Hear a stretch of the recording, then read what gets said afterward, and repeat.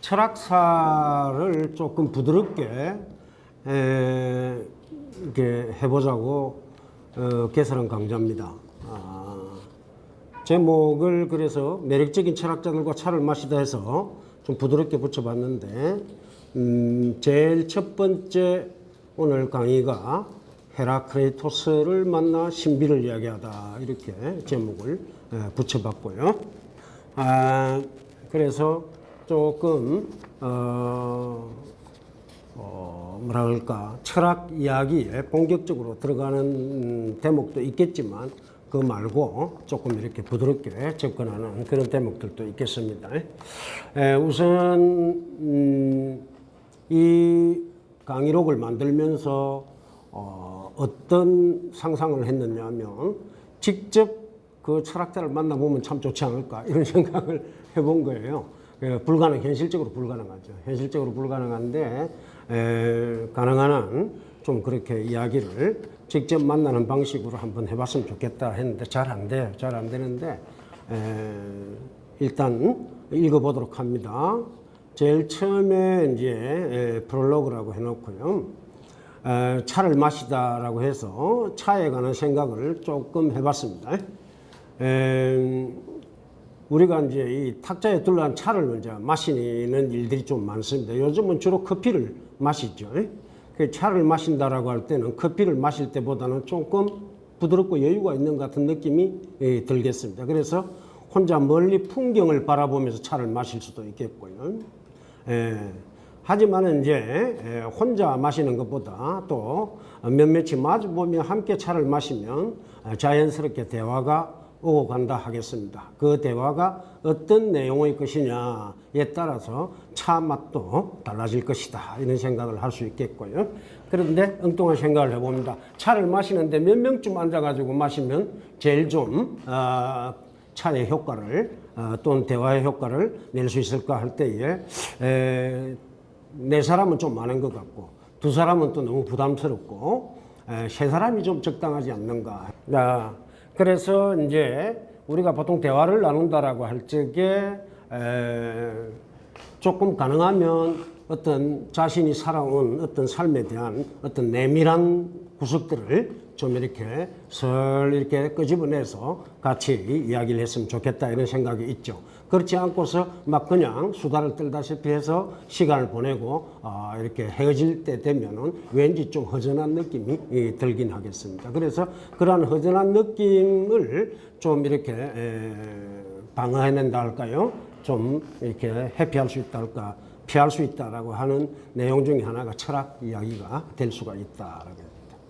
차 대신에 에스프레소처럼 쓴 커피를 마실 수도 있겠습니다. 저는 개인적으로 이 에스프레소를 늘 마십니다. 그래서 아메리카노 이런 건 잘 안 먹고 어디 가든지 에스프레소를 마시는데, 쓴 커피는 그런데 묘하게 느낌상 혼자 마실 때 참 좋더라고요.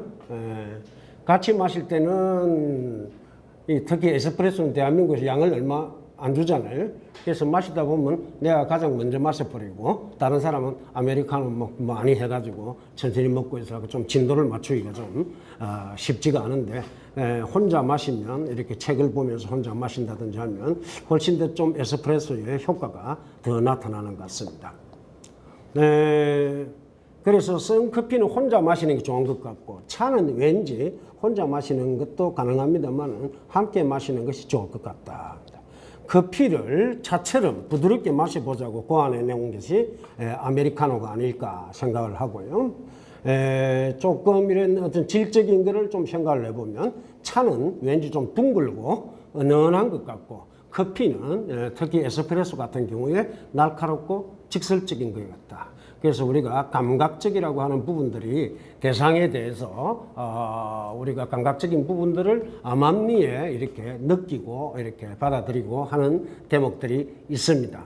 감각과 관련된 것이 감정인데, 감각이 어떠하냐에 따라서 감정이 달라지기도 하고, 감정이 또 어떠하냐에 따라서 커피라든지 차라든지 이런 맛들이 달라지면서 느낌이 또 달라지겠습니다. 물론 이제 감각은 기본적으로 바깥에서부터 들어오는 것이죠. 바깥에서부터 들어오는데 바깥에서부터 들어온다라고는 하지만 실제 안에서부터 올라오는 감각도 있습니다. 그거는 뭐냐니까 우리 몸 자체, 몸에서 이렇게 두뇌로 올라오는 게 있는데 그걸 보통 전문적인 용어로 체성 감각이라고 합니다. 몸의 성격을 띤 감각이다라고 해서 체성 감각이 되겠습니다. 요것이 있고 또 근데 외부에서 주어지는 외부 감각들이 있고 그렇겠죠. 이 감각들은 기본적으로 어떤 인식의 소재가 된다고 하겠습니다만은 인식의 소재가 되기 전에 일단은 감정의 소재가 된다라고 하는 것을 참고로 아시면 좋겠습니다. 그래서 감정의 소재에서 인식의 소재, 필요하면 인식의 소재로까지 활용이 되겠습니다. 지금 우리가 이렇게 강의를 하고 강의 듣고 할 때에 내 목소리 또 그것도 말하자면 억양 이런 것들도 다 감각적인 부분이 되어가지고 여러분들의 인식적인 지금 두뇌 작용에 영향을 미친다 하겠습니다. 그렇지만 이제 이 인식만 따로 딱 존재하는 경우는 거의 드물고요. 감정이 암암리에 관계합니다. 선생님, 근데 뭐 제가 이렇게 강의할 적에 많은 뭐 한 100명씩 이렇게 모인 분들한테 강의를 뭐 사실은 어제 하고 왔는데 그럴 때에 강의할 때 감정하고 이렇게 이제 아주 소수가 이렇게 앉아서 들을 때 감정하고는 감정이 많이 다릅니다. 그래서 그거에 따라서도 인식이 달라지면서 강의 내용도 좀 바뀔 수도 있고 그렇죠. 감정의 바탕에는 욕망이 있다라고 생각을 할 수 있고 그죠? 그래서 욕망에 따라서 감정이 달라집니다. 욕망 바탕에는 또 근본적으로 몸이라고 하는 것이 작동을 한다라고 이제 생각을 하시고요. 그래서 이제 우리가 커피를 마시든 카모마일 캐사콘 이제 아주 뭐 그럴듯한 차도 있는데 그런 걸 마실 때에 감각적인 부분이 들어오죠. 감각적인 부분이 바깥에서 들어오지만 안에 몸 자체에서부터 나오는 감각들도 있어가지고 결합이 되고 감정이 이렇게 묘하게 달라지기도 하고 하겠습니다. 다시 또 이야기를 해보면 차는 뒤늦게 찾아와서 몸을 은근히 데우는 방식인데 반해서 커피는 재빨리 그죠? 다가와가지고 목을 탁 긁어내는 이런 어떤 느낌을 갖습니다. 그래서 때로 우리는 은은하고 이렇게 부드러운 어떤 그런 시간, 공간 이걸 갖다가 좋아하기도 하고 때로는 뭡니까? 직관적인 어떤 속도가 의식의 속도가 높아져 가지고 직관력이 탁 이렇게 발동하는 이런 걸 또 원하기도 합니다. 이런 것들이 우리의 삶에 여러 가지로 이렇게 같이 조합이 되어 가지고 삶을 이렇게 살아간다라고 할 수 있겠죠. 에스프레소를 가장 즐기는 국민이 이탈리아인들입니다. 이탈리아에는 거의 대부분 에스프레소를 마신다라고 되겠고요. 그 다음에 이 차, 특히 홍차를 중심으로 하고 차는 영국에서 이렇게 발달이 돼가지고 한 거죠. 그래서 여러분들 이 중국과 옛날에 아편전쟁 이런 거 할 적에도 이제 이 차하고도 관계가 좀 있고 그렇습니다. 자, 그렇다면 이탈리아 사람들은 왠지 좀 성격이 급한 것 같고 뭔가 활달하고 이런 게 있는 반해서 영국인들은 좀 점잖고 귀족적인 어떤 분위기를 좋아하고 하는 이런 것들도 이런 말하자면 음료 문화하고 이렇게 별개로 이렇게 이야기할 수는 없다라고 하겠습니다. 그렇다고 한다면 철학자들은 주로 커피를 마실까 좋아할까 차를 좋아할까 그것도 뭐 뚜렷하게 구분할 수는 없겠습니다. 어떤 분들은 차를 좋아하겠고 어떤 분들은 커피를 좋아하겠는데 억지로 갖다 붙이면 커피를 좋아하는 사람들이 하는 철학과 차를 즐기면서 은근히 하는 그런 사람들의 철학하고는 좀 성격이 다를 것이다. 왜냐하면 방금 이야기한 것처럼 외부에서 오는 감각에 따라서 감정이 달라지고 감정에 따라서 인식이 달라지는데 이 인식에서 철학이라고 하는 것이 고급하게 성립이 되겠습니다만은 따라서 이런 거하고 무관하지는 않다라고 하겠습니다. 그래서 좀 진중한 태도로 쭉 이렇게 깊이 있게 생각하는 스타일 이런 사람이 있고 직관적으로 빨리 막 이렇게 감각들 끌어모아 가지고서 이야기하는 사람들도 있고 그렇겠습니다. 자, 그 다음에 이제 제가 사실은 조금 5월달 저번에 여러분들 헝가리 부다페스트에서 배 사고 났잖아요. 그 배를 나도 탔거든요. 그 사고 나기 전에 한 5일 전에 그 배를 탔었습니다.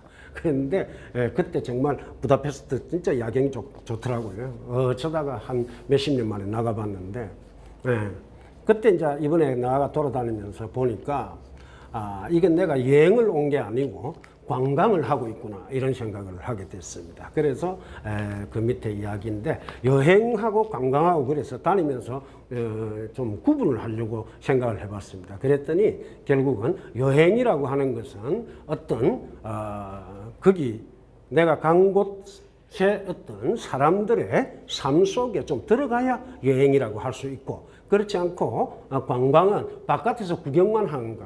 그래서 뭐 옛날 사람들이 살다가 남겨놓은 흔적이라든지 뭐 이런 것들, 주로 또 뭐 이렇게 물건을 사고 팔고 하는 이런 데 가보면 관광객들이 거의 대부분이고, 그러다 보니까 실제로 거기에 사는 사람들이 어떻게 어떤 물건을 사고 어떤 걸 갖다가 주로 먹고 마시고 하는지 알 수가 없는 거예요.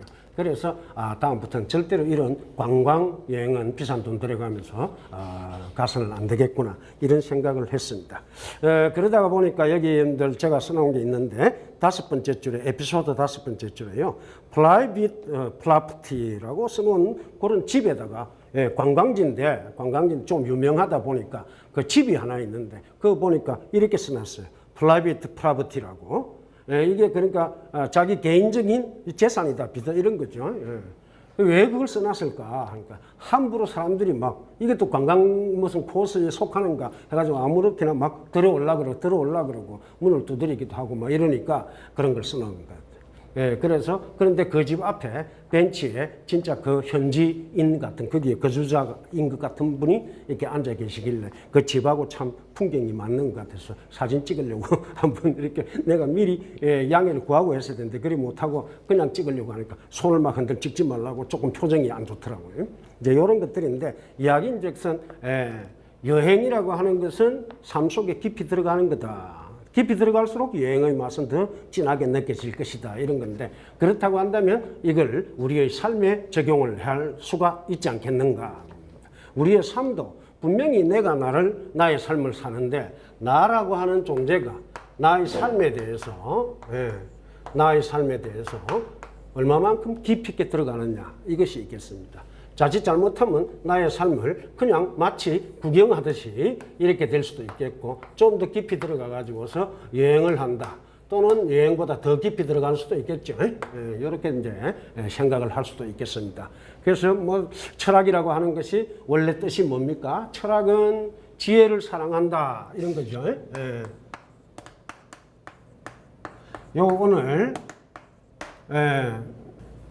필로소피아 이게 이제 철학인데 미리 말씀드리면 이 철학자 그런 말이 있습니다. 필로소퍼 그러죠. 필로소퍼 그런데 이 철학자라는 말을 처음으로 한 사람, 그러니까 지혜를 사랑한다 이건데 이 지혜를 사랑하는 사람 이걸 처음으로 말한 사람이 오늘 보려고 하는 적어도 기록에 따르면요 이게 헤라클레이토스입니다. 헤라클레이토스 이야기를 우리가 이 지혜와 관련해서 하게 되겠습니다. 자, 우선 근데 예전에 이 관광을 다니다 보면 예전에 고대인들이 살던 그런 흔적들이 많이 남아 있죠. 그렇지만 그 흔적들을 통해 가지고서는 그네들의 삶이 정확하게 어떻게 됐는지 잘 알 수가 없어요. 그래서 이제 상상에 의해 가지고 여러 가지 이제 이야기들을 갖다가 여기저기서 주워 모아가지고 요즘은 인터넷이 잘 돼 있으니까 두드려가지고 열심히 막 이렇게 두드리면 뭐가 자꾸 나옵니다.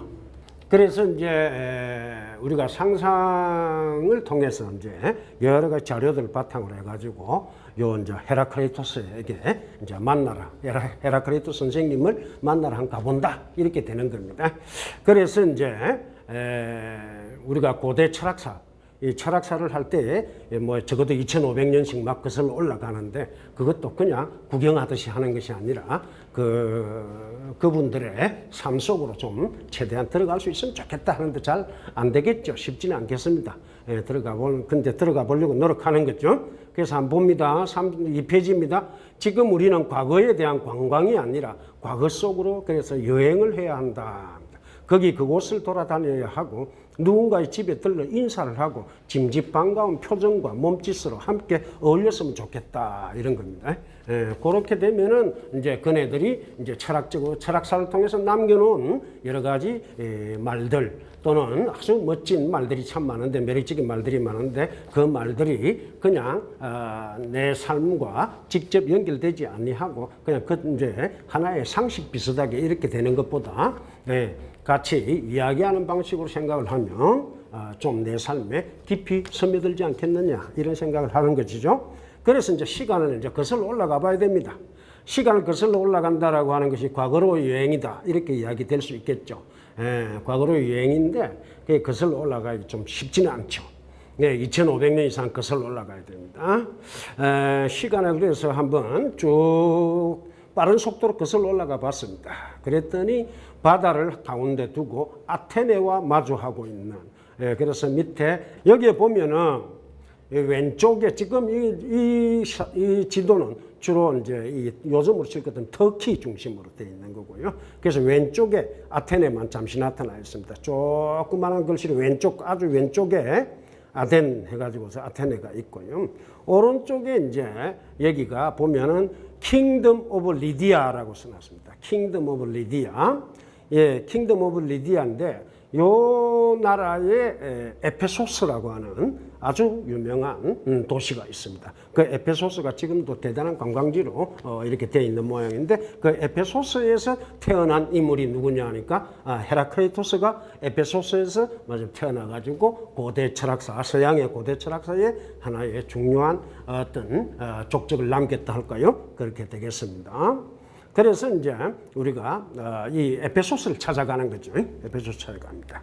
그래서 이제 에페소스를 찾아가 가지고 그 에페소스에서 이루어진 그 당시의 상황들 이걸 조금이나마 맛을 좀 보고 그래야만 역사적인 어떤 그 맛을 좀 봐야 이 헤라크레이토스 선생께서 어떻게 삶을 살았을까라고 약간이라도 추정을 할 수 있는 거죠. 그래서 한번 봅니다. 이때 에페소스는 리디아 왕국에 속해 있었는데 기원전 546년에 맞아 페르시아 제국이 침공을 해가지고 리디아의 수도 사르디스라고 하는 게 수도인데 여기를 점령했기 때문에 에페소스도 역시 페르시아의 속령이 되고요. 또 이 기록을 보면은 이 페르시아가 말하자면 공격을 해와가지고 아테네까지도 이렇게 점령을 한 걸로 이렇게 되어 있습니다. 에페소에 그래서 꼭 만나고자 하는 인물이 바로 이제 540년경에 태어났습니다. 그러니까 뭐냐 하니까 이 헤라크레이토스 선생이 태어나고 난 뒤에 약 6년 뒤에 6년 전에 미안합니다. 이 기원전이라서 헷갈립니다. 기원전 546년에 페르시아가 말하자면 이 리디아 왕국을 점령을 했는데 그러고 난 뒤 약 한 6년 뒤에 이 헤라크레이토스 선생이 이 에페소스에서 태어난 겁니다. 태어났는데 이 리디아인들이 대단한 어떤 능력을 가졌던 걸로 보니까 기록에 나옵니다. 세계 최초로 금화와 은화를 만들어 사용했다. 금화와 은화를 만들어 사용했다. 이것은 벌써 뭐냐면 상업이 엄청나게 발달했다라고 하는 증거가 되겠습니다.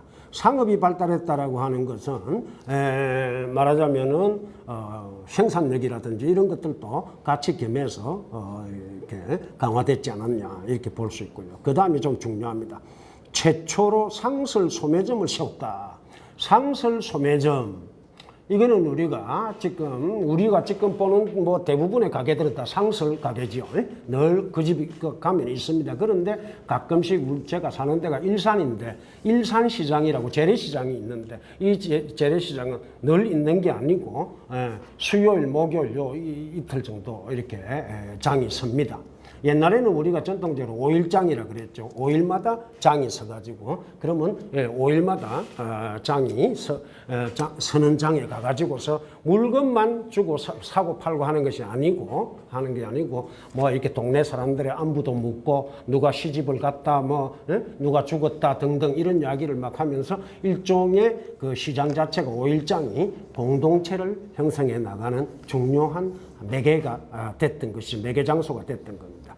그런데 그렇게 5일 만에 한 번씩 장이 서도 말하자면 생활이 이루어진다라고 하는 것하고 지금 이렇게 상설 소매점을 했다 하는 것은 사람들이 워낙이 많이 사고 팔고 하고자 하는 말하자면 요구가 많기 때문에 자연히 상설 소매점이 생겼다. 그러니까 약 한 이때가 지금으로부터 한 2700년 전이나 이렇게 될 건데요. 요럴 때에 리디아 왕국이 힘을 발휘했다는 겁니다. 에페소스는 그래서 이집트, 페르시아 등에서 그리스 전역으로 물품들이 이제 이렇게 드나드는 중요한 말하자면 무역 항구 같은 게 되고요. 이탈리아 반도까지 물품들이 이제 막 이렇게 왔다 갔다 하는 그런 거점 항구 도시였다. 부가 그러니까 당연히 넘쳐난다라고 하겠습니다. 참고로 여러분들 자본주의가 우리가 살고 있는 자본주의가 발달했을 때에 제일 처음으로 자본주의 서구 유럽에서 자본주의를 통해 갖고 헤게모니를 장악한 나라가 어딘가 아십니까 혹시? 네덜란드입니다. 네덜란드의 암스테르담, 로테르담 이런 데서 가장 발달했던 것 중에 하나가 은행이 발달했다는 것은 뭐죠? 무역이 그만큼 성행하고 돈을 갖다가 참 이렇게 맡겨놓기도 하고 찾아가기도 하고 손쉽게 해야 되니까입니다. 그래서 네덜란드 사람들은 지금도 전에 우리 히딩크 뭐 이런 축구 감독도 왔었잖아요. 여러 가지 보통 한 세계 국어 이 정도를 이렇게 하는 게 기본으로 되어 있습니다. 왜냐하니까 워낙이 다른 외국인들이 많이 왔다 갔다 하니까 그네들과 소통을 하는 것이 기본적으로 필요하고 한 것이 전통이 됩니다. 자, 그와 마찬가지로 무역이 발달하는 그런 곳에는 당연히 부가 넘쳐나고 문화가 왔다 갔다 교환이 되기도 하고 하겠습니다. 그런 에페소스에서 말하자면 이 헤라클레이토 선생이 태어난 겁니다. 태어났는데 사실은 나중에도 나오겠습니다만은 이 헤라클레이토 선생이 일종의 왕족 출신입니다. 왕족 출신. 그래서 마음만 먹었다면 이 양반이 왕이 될 수도 있었는데 그런 걸 다 버리고 철학자로서의 길을 걸은 겁니다. 그런 점에서 이제 우리에게 또 이렇게 뭐랄까요 주는 교훈이 좀 있겠다 이렇게 생각을 할 수 있습니다. 물론 한편으로 야 철학 함부로 하면 안 되겠네. 그런 대신 좋은 조건들도 다 버리지 않으면 철학을 할 수 없다 이렇게 되면 이게 곤란하지 않느냐 이렇게 생각될 수도 있겠습니다만 철학이라고 하는 것이 그만큼 조금 진한 정신을 가지고 자기 삶을 성찰하고 추구해 간다 이렇게 되겠습니다. 자 이렇게 올라가려고 거꾸로 올라가려고 하니까 한 2500년 전까지 올라가려고 하니까 우리가 지금 자본주의적인 어떤 그 시대도 거슬러 올라가고 중시의 비잔틴도 거슬러 올라가고 로마 제국도 거슬러 올라가고 또 올라가다 보면 로마 제국 앞에 또 그 전에 알렉산더 마케도니아 제국 이것도 거슬러 올라가고 그 다음에 또 아테네 등도 좀 넘어서서 올라가야 된다 문화적으로 그렇게 이제 됩니다. 그러니까 생각해야 될 게 많지요. 근데 이 에페소스는 당시에 전부 다 길이 대리석으로 깔려 있었다. 이렇게 되어 있고요. 그래서 이제 생각을 해보는데요. 대리석 길을 그래서 따라서 이렇게 올라가다 보면은 어마어마한 공사 현장을 만나게 되는데 그게 뭐냐 하니까 아르테미스 신전을 새로 짓고 있다 하는 겁니다. 이 아르테미스는 그러면 또 뭐냐 하니까 에페소스 또는 뭐 이렇게 리디아 그거에서 가장 중요한 말하자면 수호 여신 같은 겁니다. 그 당시 대체로 도시국가들이죠. 도시가 중심이 되어가지고 하는데 리디아 물론 왕국 이런 것도 됩니다만은 도시국가에는 대체로 수호신이 있다. 그래서 여러분들 아테네라고 하는 그리스의 아테네도 어디에서 나온 말인가 하니까 아테나이라고 하는 여신이 말하자면 이렇게 수호를 해주는 그런 도시이기 때문에 아테네다라고 하는 거죠. 그래서 아테나의 여신이 있고 미리 말씀드리면 아테나의 여신을 모신 신전이 그 유명한 파르테논 신전입니다. 파르테논 신전. 그 다음에 이제 여기에 에페소스에 이제 아르테미스 신전이 있는데 이 아르테미스라고 하는 여신은 봅니다. 제우스가 레토를 임신시켜갖고 아폴론과 함께 낳은 남매 쌍둥이라는 겁니다. 이거 대단히 웃기는 부분인데요. 신화는 원래 좀 재미는 있는데 과학적으로 생각하면 좀 웃긴다, 황당하다 이런 것도 없잖아, 있죠. 그러나 상징적인 어떤 요소가 워낙 강하기 때문에 그 상징적인 부분을 잘 해석해내면 아주 우리에게 유용한 어떤 정보가 거기에 들어있다. 네? 그래서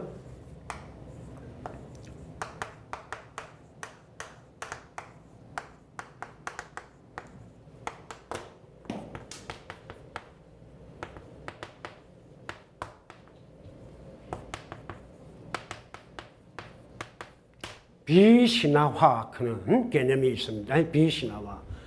이게 이제 미톨라이제 이게 이제 풀어낸다고 하면 신화적인 차원에서 말하자면 우리에게 사실적인 차원으로 이렇게 해석을 해낸 것, 이걸 이제 비신화화라고 합니다. 신화 속에 들어있는 어떤 신화로 표현된 역사적인 사실이라든지 이런 걸, 또는 인간의 감정적인 사실이라든지 이런 걸 찾아내는 것, 이런 걸 이제 비신화화 작업이라고 합니다.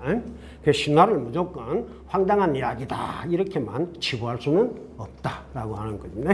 아무튼 여기에 아폴론과 남매 쌍둥이로 태어났다, 아르테미스가. 그런데 아르테미스가 좀 일찍 태어났다 그래요. 아르테미스가 말하자면 누나입니다. 쌍둥이는 쌍둥이인데 누나인데 어느 정도로 누나냐 하니까 한 일주일인가 열흘인가 먼저 태어났대요.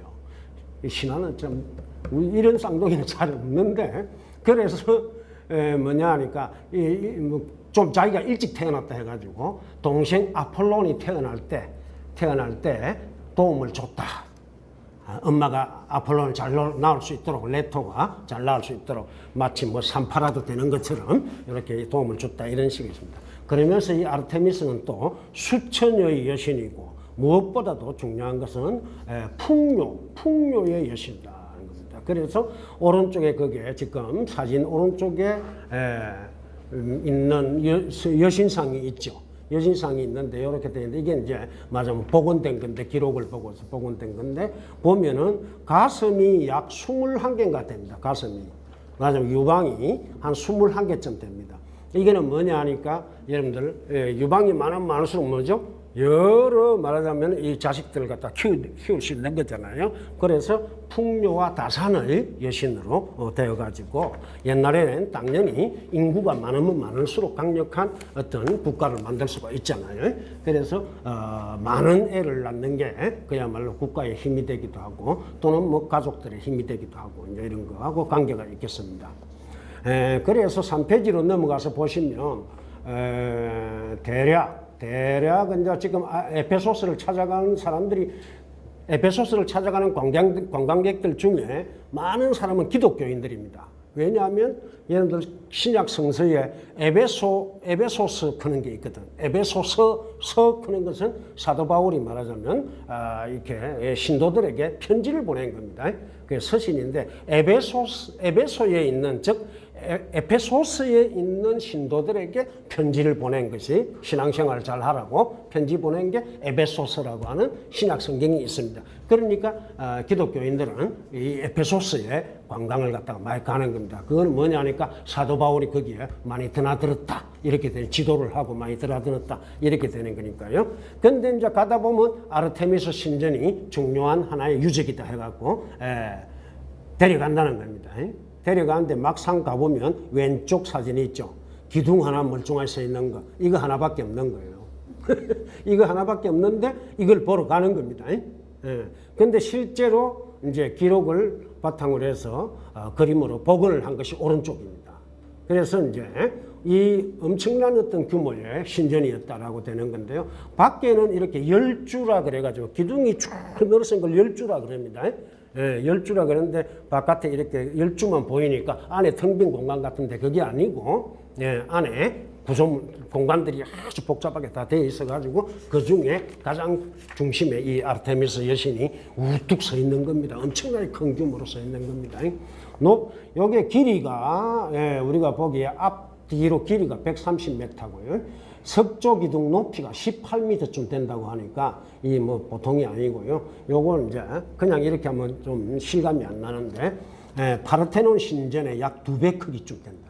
그러니까 아테네보다 이 에페소스가 훨씬 더 부가 더 굉장했다. 이렇게 보면 되겠습니다. 왜냐하면 돈 없이는 만들 수가 없는 거니까요. 이런 식으로 해서.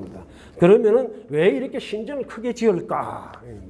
신전을 크게 짓는다는 것은 당연히 뭐죠? 우리 신이 대단하다, 위대하다, 이거죠.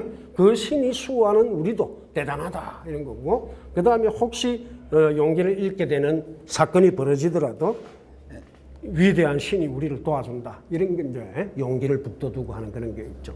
이게 이제 말하자면은, 일종의 이념과 현실의 관계입니다. 이념과 현실의 관계. 왜 신앙생활을 갖다가 하는 걸 함부로 무시할 수 없고 역사적으로 이렇게 종교가 번성하게 되는가. 이렇게 생각해 볼 적에 인간이라고 하는 이 존재가 어떤 생각을 갖고 있느냐에 따라서 알게 모르게 요 이제 생각 인식을 하다 보면 이제 여기에서 생각이라고 하는 것이 만들어질 것이고 생각이 이제 일정하게 좀 체계화될 수가 있습니다. 그죠? 체계화될 수 있다. 그렇게 되면 자기 나름의 어떤 이념이 되는 겁니다. 이념. 생각이 체계화되면 이념. 내가 그래서 어떤 이념을 갖고 있느냐에 따라서 여기에 따라서 뭐가 달라지는가 하면은 여기에 따라서 의미와 가치라고 하는 것을 설정하는 기준이 달라져 버립니다. 기준. 그죠? 이념이 어떠냐에 따라서 기준이 달라요. 그러니까 이제 흔히 근데 신앙이다. 기독교 신앙이냐, 불교 신앙이냐, 신앙에 따라서 뭐죠? 의미와 가치가 달라지니까 어떻게 됩니까? 행동이 달라지겠죠? 행동이 달라진다는 것도 여러 가지로 생각할 수 있겠습니다. 주로 찾아가는 데가 어디냐? 여러분들은 어쩌다가 여기에 찾아오게 됐습니다. 왜? 의미와 가치가 기준이 다르다 보니까 여기로 찾아온 겁니다. 딴 데 놀러 안 가시고. 그렇다고 해서 공짜도 아닌데. 그래서 이제 행동을 하게 됩니다. 행동을 하게 되면 행동이 어떠냐에 따라서 뭐가 바뀌느냐 하면은 주어지는 감각이 달라지고 물론 체성 감각도 달라지고요. 이렇게 순환이 되게 돼요. 감각이 달라지면은 인식의 소재, 감정의 소재 이런 것들이 다 또 달라집니다. 이게 달라지면은 그거에 따라서 또 생각이 달라지기도 하고 의미와 가치가 달라지고 이런 순환이 있습니다. 그러니까 신화다라고 하는 것 또는 신을 믿는다라고 하는 것은 일종의 이념의 문제인데 그 이념이 어떠하냐에 따라서 행동이 달라지면서 인생 전반이 바뀐다. 따라서 어떤 이념을 갖느냐라고 하는 것은 엄청나게 중요한 문제다. 특히 옛날로 거슬러 가면 갈수록 더욱더 중요성을 띠게 됩니다. 왜? 거꾸로 내려오는 것은 뭐죠? 고대에서부터 현대로 이렇게 내려온다 할 때에 한편으로 보면은 신앙의 생각에서요 과학적으로 내려오는 거다 이렇게 볼 수 있죠. 과학적으로 그죠? 과학. 이제 과학적인 사고, 과학적인 인식이라고 하는 것의 특징 중에 하나가 중립적이라는 거예요. 중립적이다. 그죠? 중력 법칙 그것이 무슨 가치가 있다 없다 이거 따질 수가 없잖아요. 그렇지만 절에 갈 것인가 교회 갈 것인가 이거는 가치하고 관계가 직결되어 있어요. 그러니까 뭐냐면 내려오면 내려올수록 중립적입니다. 따라서 현대에 오면 올수록 이념, 신앙 이런 것들의 영향력이 좀 약화된다라고 하겠습니다.